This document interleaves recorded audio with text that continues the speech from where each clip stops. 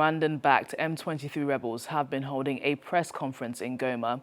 It comes after President Felix Tshisekedi said yesterday that the Congolese army is mounting a vigorous response to Rwandan-backed fighters who say they have captured most of the city of Goma in the east. In a fiery address to the nation on Wednesday night, Tshisekedi called on citizens to mobilize and support the military's efforts in holding back the M23's advance.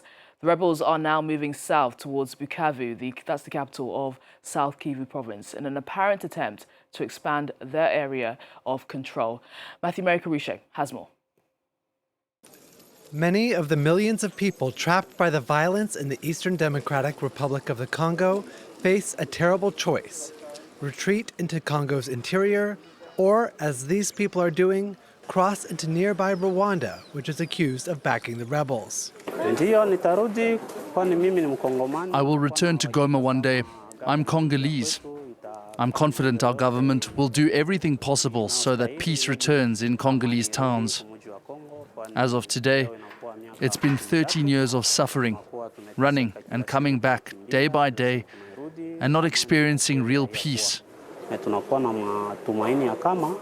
On Sunday, the city of Goma fell almost entirely to the M23 armed group and Rwandan troops. But 3 days later, President Felix Tshisekedi refused to admit defeat, vowing a vigorous response from the Congolese military. Tshisekedi blasted the international community for not doing more to come to the aid of the DRC. I would like to directly appeal to the international community and the African Union.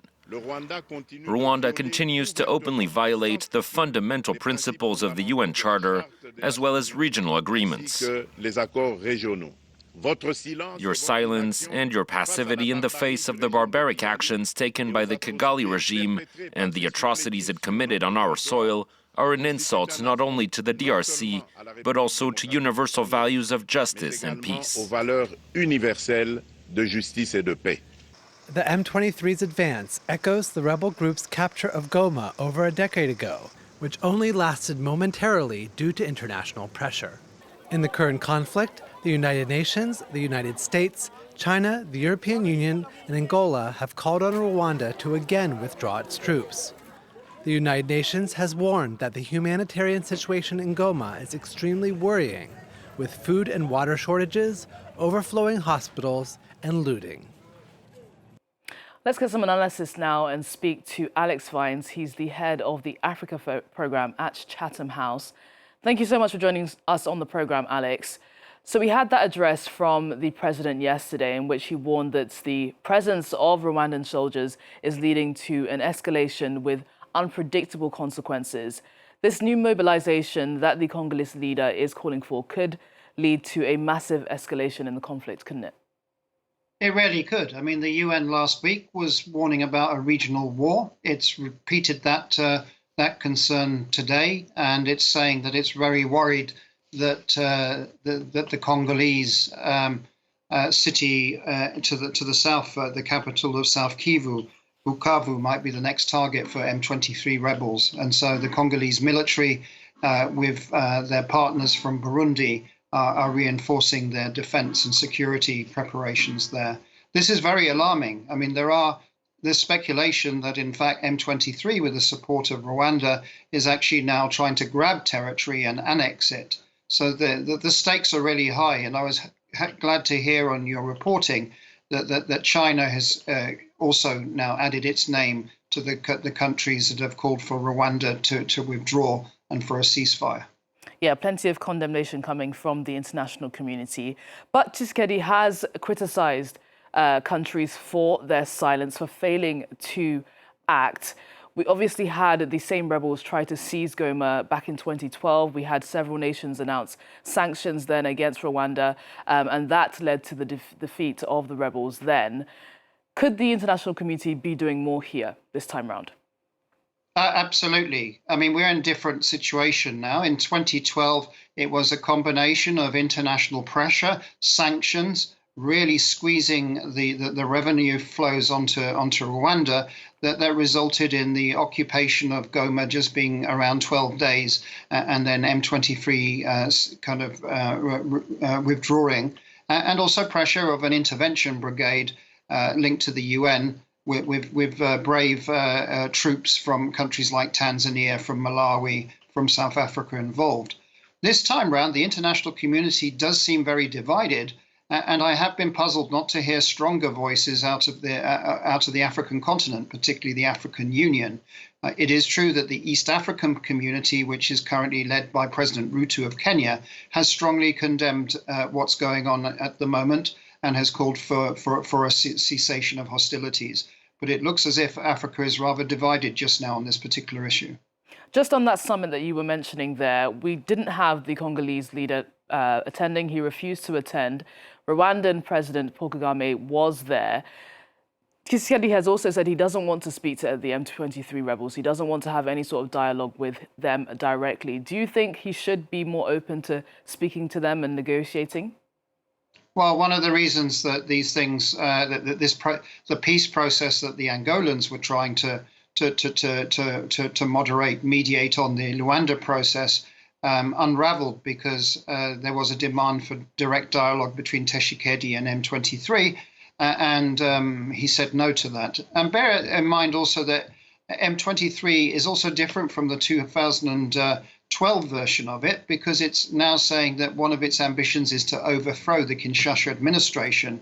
And over the last couple of years, since it re-emerged since 2022, it's also been making alliances in Eastern Congo with some of the other armed groups. And they do certainly have a grievance in terms of Kinshasa, and some of them may actually be considering that separation from the Democratic Republic of Congo is one of their objectives. Let's talk about the humanitarian side of all of this. We've had reports of 500,000 people being forced out of their homes because of the fighting. Give us a sense of the humanitarian situation in the region right now. Oh, look, until the Sudan crisis, this was the largest concentration of internally displaced people on the globe. These eastern areas, Great Lakes areas of Congo, have seen significant and repeated humanitarian suffering. This current re-emergence of conflict has at least displaced a further 500,000 people. I mean, Goma itself is normally a city of 2 million, but it had absorbed maybe another 1 million people that had been displaced due to years of conflict. So this is a massive concern for humanitarian response and how to provide support, which is another reason why a ceasefire, a cessation of hostilities, is so urgent that that's achieved very quickly. Yeah, it's quite alarming, the images that we're seeing coming out of Goma and the east of the DRC. Can you give our viewers some context here? What's driving this conflict exactly? Well, there's obviously the history that triggered this off with the Rwandan genocide and the displacement of people from that.